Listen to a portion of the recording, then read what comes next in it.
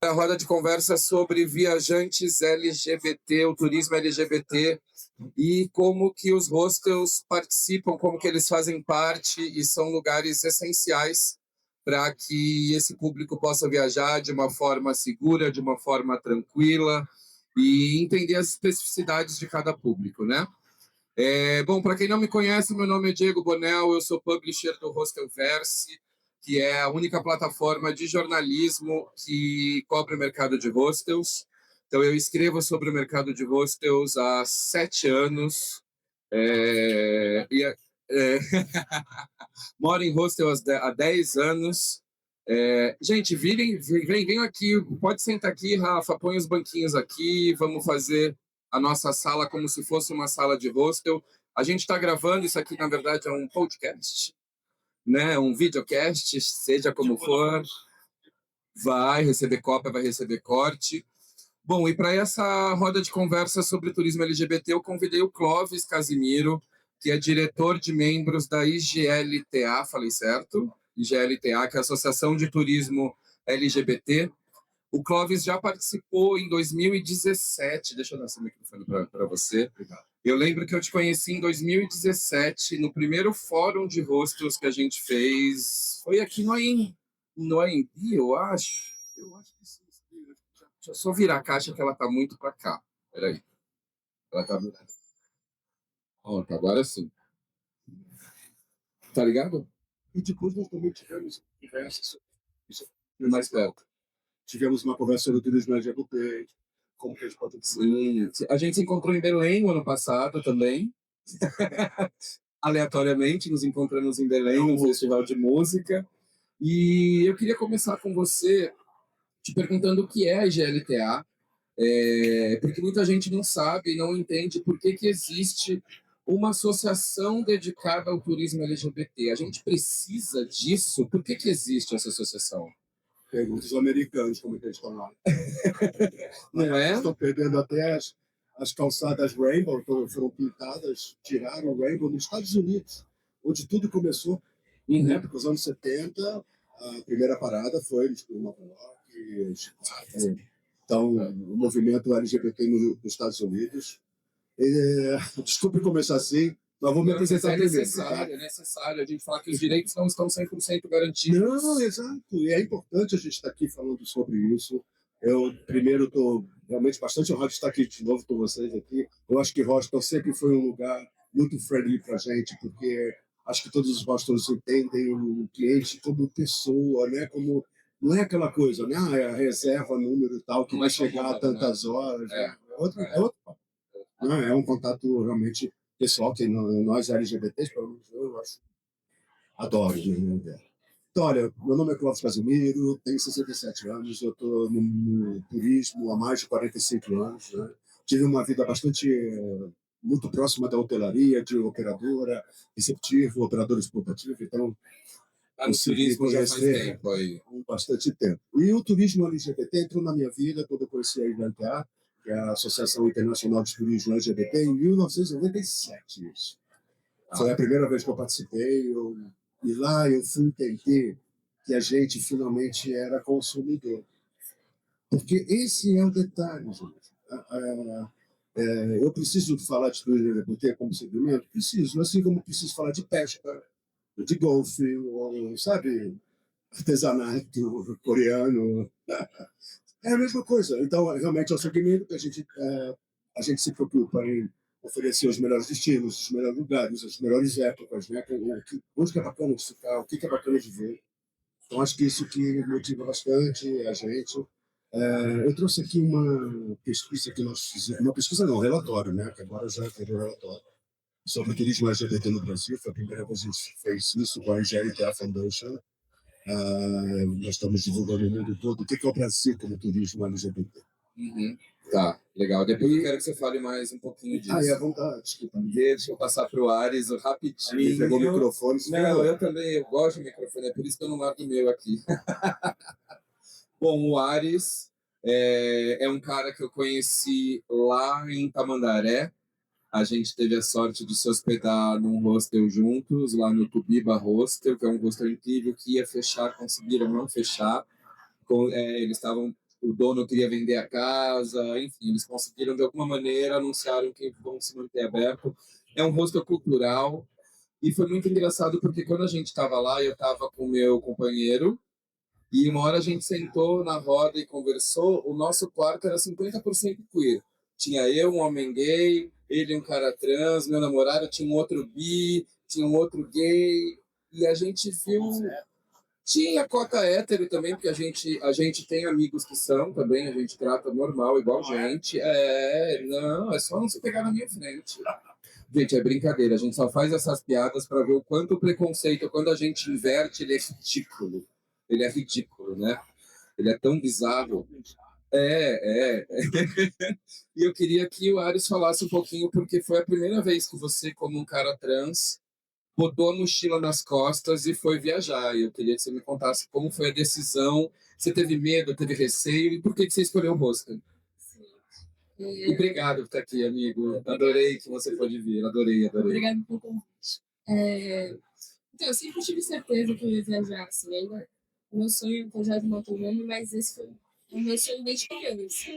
Em algum momento eu dei o dinheiro e falei, vou viajar, depois do carnaval, comprei uma passagem cedinha para o Recife, e é isso. E hostel, eu não tinha pensado em outra possibilidade, porque o hostel era acessível, mas Acessível financeiramente, financeiramente, para quem está viajando sozinho. exato, conhecer pessoas, acho que você tem um contato maior com a cultura local, assim, sempre. Você teve algum receio pela sua identidade de gênero? Sim, Teve? com certeza. Teve. Quais eram os receios, para eu entender? Olha, gente, eu não fiz pauta para essa conversa, porque a ideia é ser um papo mesmo aqui entre amigos. Quais eram os receios que você tinha como um cara trans participando? Então, Participando não, viajando, desculpa. bom, eu sou de São Paulo, então é o que a gente estava falando antes. São Paulo é um lugar friendly pra gente, né? Tipo, eu moro no centro, eu vivo na bolha LGBT, Trabalha assim. com cinema, trabalha com objetos, audiovisual, cinema maravilhoso. Isso. É uma bolha. Então eu vivo numa bolha. E eu não sabia como ia fazer uma viagem em trajetos pequenininhos, assim, ou cidades pequenas, não sabia como ia ser a reação, a estadia, fazer amizades, e considerando que eu não sou uma pessoa trans com passabilidade. Isso pega Essa muito. questão da passabilidade, eu vou até explicar para as pessoas não sabem o que é, se me ajuda. A gente tem os nossos marcadores de gênero, né? Então, assim, muita gente acha que um homem trans é só a pessoa de barba, que harmonizou. A gente conversou sobre isso também, né? Sobre organização. Eu tenho uma afilhada trans, então, assim, a gente tem essa conversa muito boa. Então, a passabilidade é isso, a pessoa olhar para você e não necessariamente entender o seu gênero. Como que você lida com isso? Na vida, depende, né? Mas eu lido bem porque eu moro em São Paulo e vivo numa bolha. Quando você tem que explicar a sua identidade para outra pessoa, é sempre mais difícil. Isso, principalmente quando a pessoa não tem uma base, enfim. O que rolou muitas poucas vezes, assim. Eu tive uma experiência ruim numa viagem de 2 meses em França. Uhum. E esse aqui, pra mim, é uma métrica ótima. Não, uma métrica. A gente tava comentando no papo das mulheres viajantes ontem, ou antes de ontem, agora eu já me perdi no tempo e espaço, que basicamente o medo e a segurança e as medidas que elas têm que tomar é da mesma medida que quando ela vai para a padaria, porque o assédio não acontece só num quarto de hotel, de hostel, numa viagem, acontece em diversos lugares. Então, você traz para o hostel todas as suas questões que você já leva na vida. Não, você não vai viajar e parar de ter depressão, né? Tipo, você vai, tudo vai com você sempre. E como que foram os hostels, assim, na questão de... Porque a gente tem alguns donos de hostel aqui, nessa questão do documento, nessa questão do preenchimento de cadastro, as pessoas entendiam, não sei se seu nome é retificado já ou não. Não, meu nome não é retificado. Não é retificado. Mas não foi uma questão. Não foi uma questão. Não.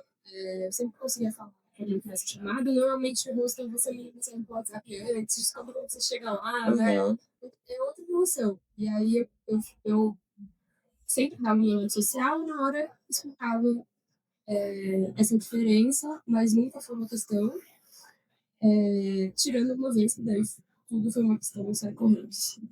Tá Mas- certo. Depois em off você me fala que você é isso, só para eu saber. Quem sabe a gente não faz uma consultoria para eles, né? Porque eu acho que é por isso que eu também trouxe o Clóvis, que a gente tem os donos de hostel aqui. Eu queria só passar para ele rapidinho, de como tem uma máxima, às vezes, de que as pessoas falam: ah, não, gente, eu trato todo mundo igual. Todo mundo igual, você está botando todo mundo numa caixa, né? Então, qual a necessidade desse aperfeiçoamento, dessa capacitação? E a IGLTA tem esse trabalho Gente, mais perto. você está lendo o meu pensamento, porque você falando sobre, né, essa insegurança que todos nós temos, né? E o Brasil está, cara, difícil.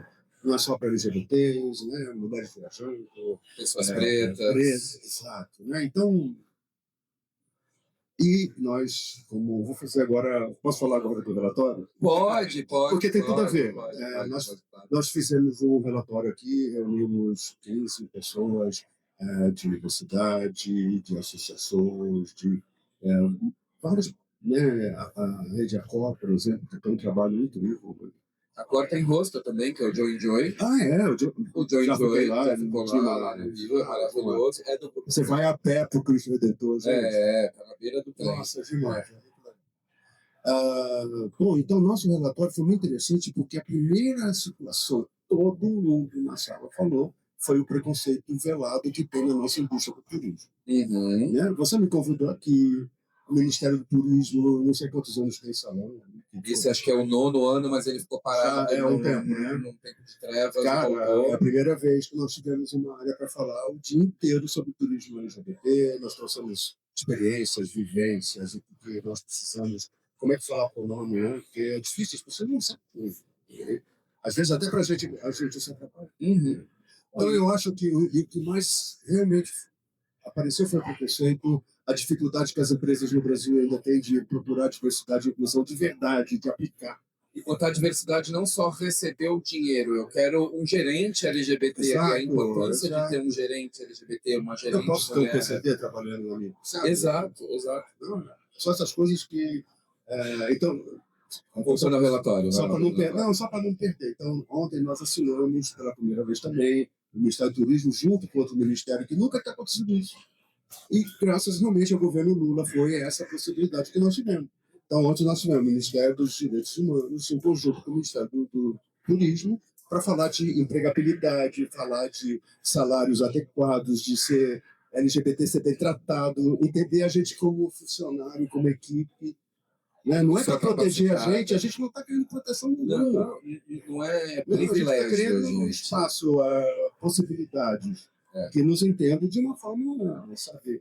Cara, eu estou 67 anos, 40 anos de turismo. Pode acreditar em mim que eu fiz um gerenciamento, sendo mesmo, sendo gay, que foi legal, trouxe dinheiro para muitas empresas no Brasil. E estou orgulhoso de ser um homem gay, cisgênero e tudo mais. É isso. Tá, e Ari, só passando ali para você, lá no Tubiba eu lembro que tinha um recepcionista que era um cara trans também, né? Faz diferença para você quando você chega no lugar e você vê que o lugar tem pessoas que vão entender o seu rolê? Tipo, é diferente a segurança que você sente? Com certeza. Para ele estar ali, todo o resto da equipe já não é mais ignorante, já sabe alguma coisa, que às vezes você chega no rosto, então as pessoas podem não saber, sabe? Essas cartilhas, esses materiais de capacitação. Exato, são muito importantes. Tipo, dá pra. É isso, muda completamente. Durante os anos aí atrás, a cartilha LGBT saiu do ar, né? Agora, não, ela tinha saído do ar, tinha sido tirada do ar do Ministério do Turismo. Vamos passar essa parte passando as trevas. Fala aí, desculpa.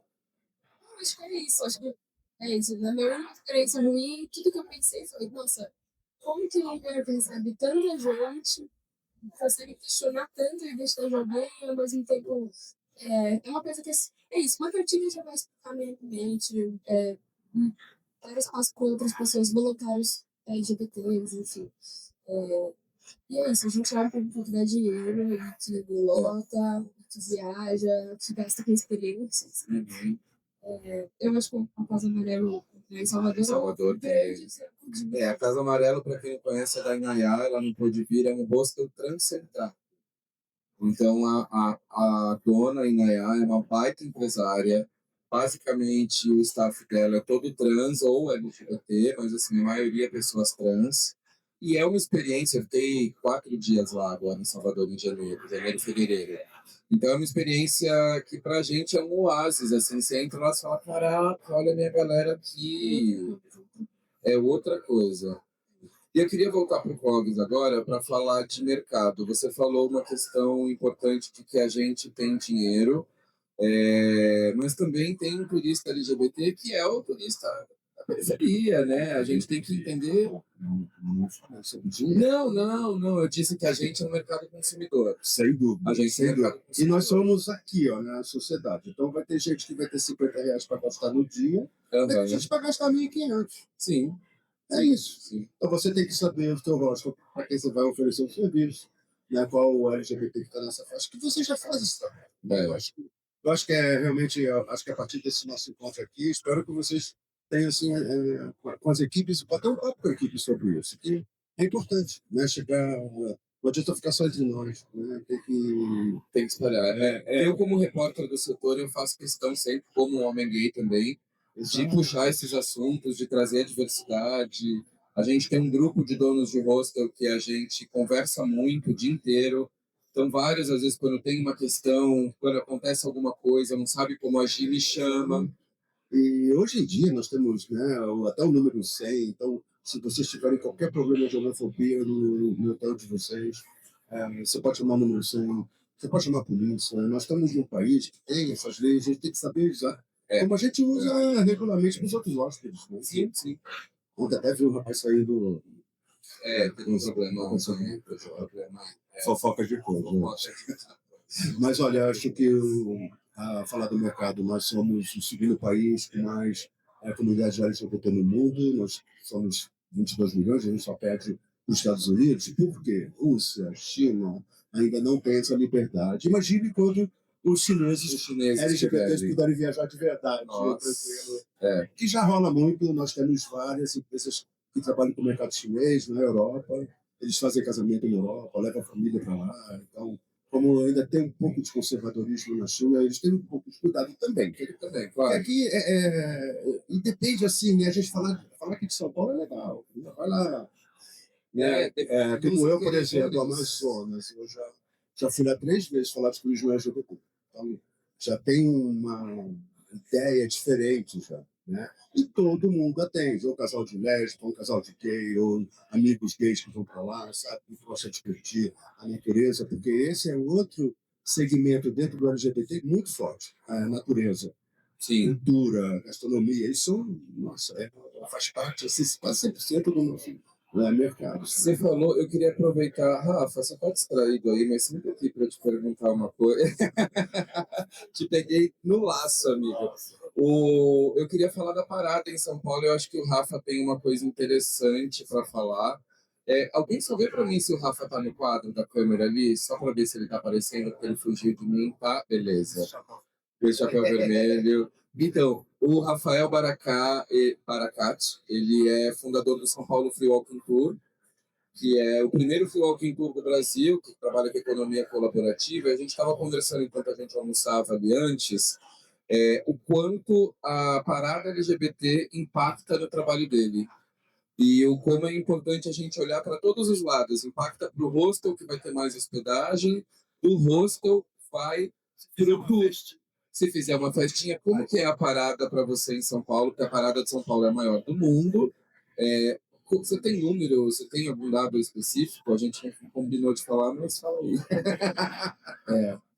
De fato, o feriado é um feriado. A parada do orgulho aqui em São Paulo acontece no domingo, que vem logo depois do feriado de Corpus Christi, que é numa quinta-feira. Então, todo ano a edição acaba não é só a parada. É uma semana inteira de programação. Exato, a gente chama de Pride Week, que começa lá na quarta-feira e tem toda uma programação, vai até o domingo é o fechamento com a parada.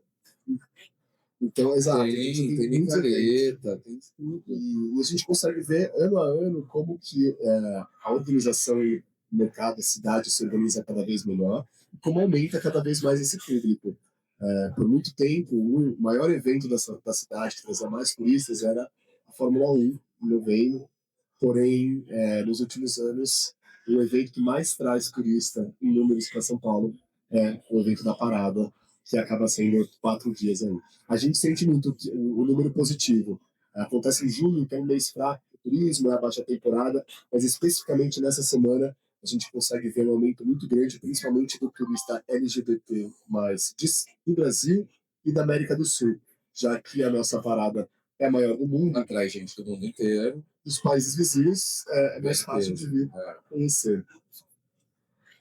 Então, exato, a gente vê que o pessoal começa a chegar, o público para a parada começa a chegar já na quarta e quinta-feira. E é isso que eu ia falar. E aí dá uma esticada na segunda. A segunda-feira pós-parada é o dia que a gente tem bastante tudo. E aí eu queria te puxar para um outro lado interessante. Você é o dono da empresa, é um empresário, é um cara gay. Como que você trabalhou com os seus guias? Você tem diversos guias. Como que você trabalha essa questão de um atendimento para o público LGBT ou para eles identificarem um possível problema, uma possível, né, alguém que está sendo um pouco transfóbico ali, homofóbico ali? Como que os seus guias, como que você eu sei que você tem uma cultura, você é bem firme em relação a isso, mas como que você trabalha com eles? Para depois eu quero já puxar para o Clóvis de novo. A política da São Paulo Floricultura, desde o início, faz parte dos valores ser uma empresa inclusiva, tanto para os colaboradores como também para os turistas. 50% da nossa equipe é LGBT+, isso reflete naturalmente na relação com os turistas, todos os turistas, inclusive os turistas LGBT+. E a gente tem uma política de treinamento onde os grupos que naturalmente, já, de alguma forma, historicamente, sofrem algum tipo de repressão da sociedade, aí ele vai ser mais acolhido ainda. É o que a gente chama de grupos socialmente minorizados. Exato. Não são minorias, são socialmente minorizados. E o que vocês estavam falando no início, né? Tratar todo mundo igual, vírgula. Quem já sofre uma repressão injusta da sociedade merece um atendimento mais acolhedor, porque lá é para se sentir bem exatamente assim, é uma experiência que acolhe todo mundo, inclusive mais ainda aqueles que são não era poluído. Agora eu queria... Fica aí, porque eu quero falar um assunto para todo mundo deixar. Vai ficar gravado, então se eu falo. Lá em 97, quando a gente começou a falar da parada crescer, o pulo da parada foi no ano 2000, né? Mas lá em 1997, 98, naquela época, São Paulo, final de semana, com feriado, zerava. Então a gente pensou no feriado, naquela época, porque os hotéis estavam vazios, então a gente ia poder ter um preço legal e tudo mais. A gente fretava hotel. Tinha um hotel ali na Augusta, lá embaixo. A gente fechava 90 apartamentos para a gente e vendia tudo naquela época, e aí gente não podia ter envelope com os vouchers sem Rainbow, sem nada, era papel pardo para as pessoas receberem em casa, porque era tudo em casa, a gente tinha que mandar pelo correio os vouchers, né? Não esquece disso. E aí agora aconteceu isso, São Paulo lotou, os hotéis estão com as tarifas lá em cima com a gente, a mesma coisa que Carnaval, Réveillon. O mercado de turismo passar a mão na nossa carteira, tá vendo? Foi isso que aconteceu. O mercado de turismo em São Paulo, ele hoje já trabalha com muita antecedência em relação ao evento da Parada do Orgulho, porque é um evento de grande porte de turismo em São Paulo por meio de uma baixa temporada. Então, economicamente, ajuda muito o setor. Eu tive a oportunidade de conhecer a Parada do Orgulho em Sitges, que é uma cidadezinha lá de Barcelona, tem referência no circuito Parada dos Ursos, LGBT na Europa, e Parada dos Ursos acho que é em setembro, foi na Parada do Orgulho geral, assim. E é muito interessante porque o movimento do turismo é igual ao de São Paulo. Começa na quarta noite, tem programação na quinta, na sexta, no sábado, para só no domingo ser a parada. Ou seja, é um mercado do turismo imenso. Assim. Então a gente consegue ver que o que acontece em São Paulo é replicado em qualquer lugar do mundo, mostrando que a Parada do Orgulho não é só um evento em si, mas movimenta todo o pacote de dias e acaba sendo um pacote para o público LGBT. Eu vou falar uma coisa meio chata. Não, pode falar, Acho tá à que tem que vontade. falar também. A gente fala da importância da parada de São Paulo, e hoje nós temos mais de 300 paradas no Brasil, né? Só São Paulo tem 60 paradas no estado. Aí pode procurar, né? Desculpe, o Ministério do Turismo e tudo mais. Não, gente, Não a gente aparece agradece e a parada, gente cobra também. Não parece. Esse ano eu não vi o Convention de São Paulo, outros órgãos que até trabalham conosco, sabe? Então, é um pouco desse preconceito que apareceu na pesquisa, não, no nosso relatório. Se vier, tudo bem, mas eu não vou fazer esforço para que venha também. Obrigado. Não é? Se vier, veio. Entendeu? Então, o Rio de Janeiro, por exemplo, onde o Cláudio Nascimento estava aqui, a dificuldade do Rio de Janeiro se promover como parada e os hotéis e destino, eu ainda entendo. É difícil. Aí, eles, infelizmente, É perdem difícil. patrocínio e tudo mais. Não é fácil. O roteiro que a gente tem na Avenida Paulista, a gente cita esses números, e é muito interessante ver a reação dos turistas estrangeiros quando eles escutam que a gente informa que a Parada do Orgulho de São Paulo é a maior do mundo, e traz os números, milhões de participantes, e chama atenção por isso, né? Por mostrar que São Paulo hoje tem esse acolhimento, essa pegada para a comunidade LGBT, e o reflexo disso é a maior parada. Ali a gente fala também que homofobia no Brasil é crime, casamento de pessoas LGBTs já é autorizado pela lei, adoção de casais LGBTs também é autorizado pela lei. A gente traz informações com muito orgulho e vê a surpresa de muitos turistas que vêm de outros países de primeiro mundo, porém que ainda não tem as leis aprovadas. É engraçado quando a gente vê alguns americanos falando como assim é crime ser racista no Brasil? Isso não é assustador pra gente? Assim, como assim é crime aqui? Vive São Paulo. Mas, Uma onda migratória, assim, do Brasil, de pessoas que vieram viajar no show. Brasil tá na moda. E descobriram que o Brasil é crime ser racista. Então, pra mim, faz um bolo, né? Mas nos dá orgulho como brasileiros, né? Mas é tipo, então é lá que eu preciso morar. Então, pra lá que eu vou, né? E a gente traz essas pessoas, a gente é acolhedor, né? Nem todo mundo. Nem todo mundo, mas a gente é. Agora eu quero aproveitar que você tá com o microfone na mão, só fala mais pouquinho, tá bom, Rafa? Obrigado, eu te peguei no pulo aí, mas enfim, é isso. A gente é sala de rosto, entra pra conversar, bater papo. Eu queria te perguntar, Ares, se. Porque eu sei que a gente, por exemplo, você deve ter muitos amigos, caras trans. Quando você saiu viajar, teve alguns que vieram falar com você, perguntar como é ficar em hostel. Você acha que você não é um influencer, você não é uma pessoa mais de que divulga as coisas, mas assim, eu acredito que dentro do seu grupo de amigos as pessoas souberam do seu mochilão. Teve dúvida? Teve gente que te perguntou sobre medos? Como que foi essa reação dos seus amigos dentro da tua bolha, né? Porque são bolhas, nós somos 4 bolhas completamente diferentes aqui dentro do universo LGBT. Isso eu acho interessante. Sim. Com certeza, não tem dúvida. Não.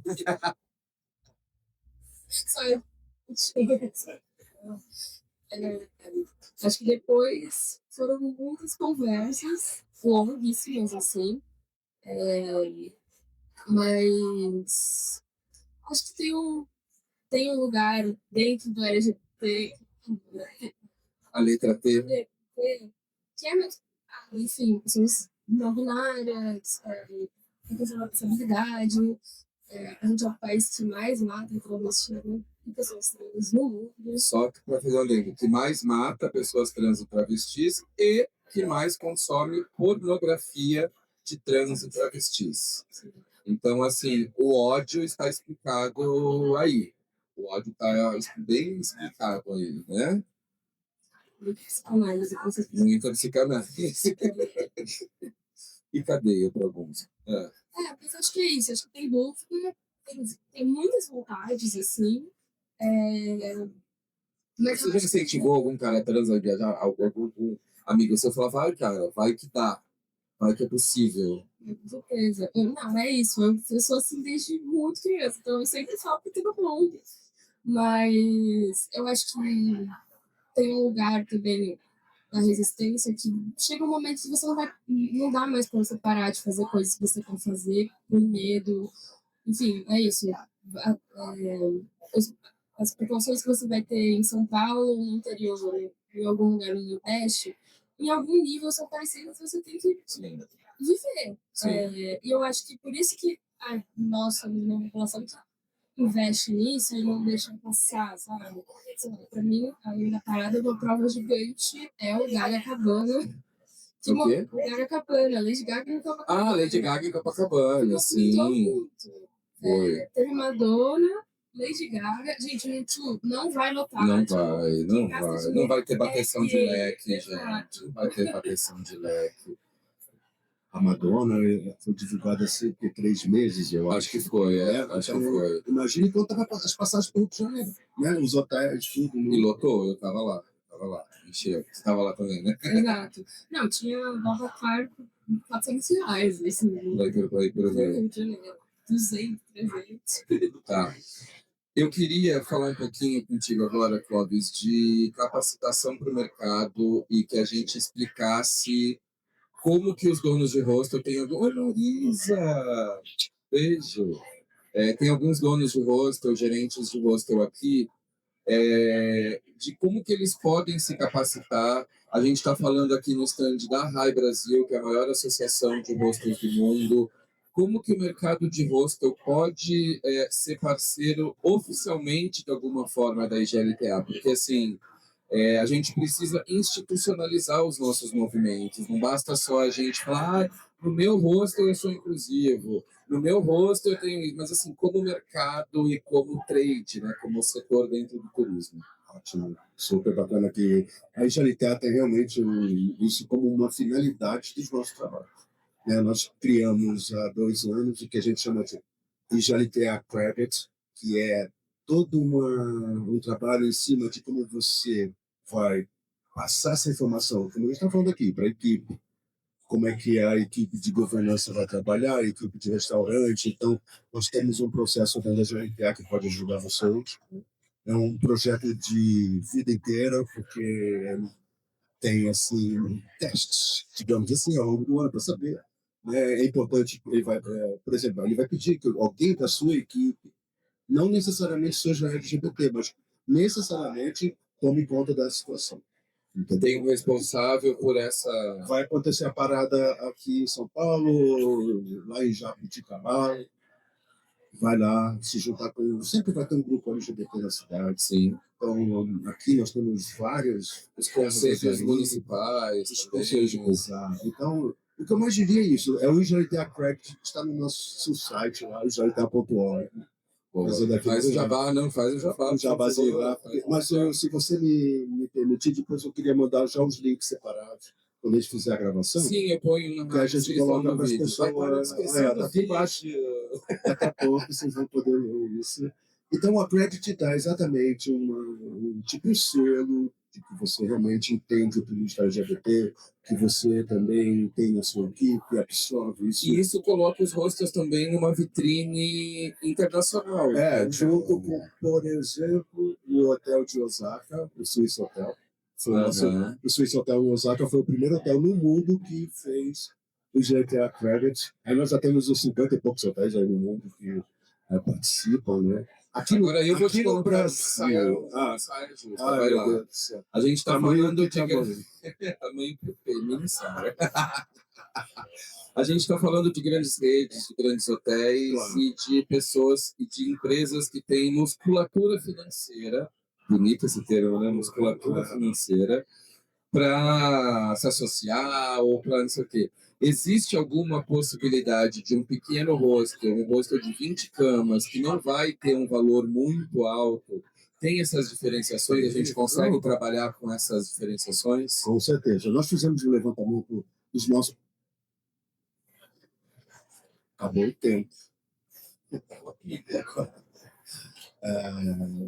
Nós fizemos um levantamento e 60 e poucos por cento da nossa associação são membros de pequenas empresas, entra em hotelaria, entra receptivo, entra a gente. Então, sim, nós olhamos muito bem para esses empreendedores LGBT pequenos. Nós temos um programa na Índia que já estamos indo para o quarto ano na Índia, que a ideia foi chegar para justamente as pessoas lá mais humildes, mais pobres, que possam trabalhar o turismo de alguma forma. Ou ser receptivo, ou ser guia, ou ter uma agência pequena, um pequeno hotel. Então a gente tem isso lá na Índia, na África a gente trabalha, no caso, a África do Sul. Voltou. Aí, na África do Sul também a gente tem um trabalho que a gente chama, a gente trabalha com WTN África, no caso, a gente tem 2 dias para falar de turismo LGBT na África, sabe? Legal. Então já chegamos nesse ponto. Então, aqui no Brasil eu faço o máximo possível de estar nos eventos, estamos agora com a Embratur. Eu vou te arrastar mais para o mercado de hostel, hein? Vamos, Eu vou te adoro trazer mais isso, né? próximo do mercado de hostel agora. Existem várias possibilidades. Nós tivemos agora um prêmio de sustentabilidade na GLTA. Quem ganhou está indo para Palm Springs, para a nossa convenção agora na Califórnia, em outubro. Vai ter Resistência a fazer isso lá agora nos Estados Unidos. Mas acho que foi uma prova nossa. Nós não mudamos, porque a cidade tem você que é LGBT, sim, tinha uma população enorme. Acho que deve ser 80% da população é LGBT no Palm Springs. Aí, a partir do próprio prefeito, o presidente do Convention Bureau, então, sabe, tudo isso vai ajudando.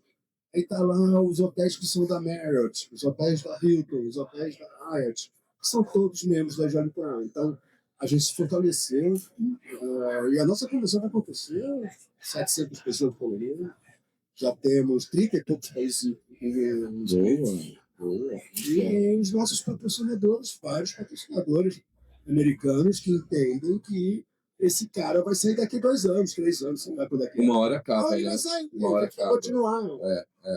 O outro passou pela mesma situação. Boa. Sem Boa. falar, Eu queria, sem falar o nome, Valdemort. Ari, só para encerrar, eu queria te agradecer de verdade pela participação. Assim, eu te convidei e falei, amigo, eu pensei em você, vamos. Ele falou, não sei. Eu falei, vai.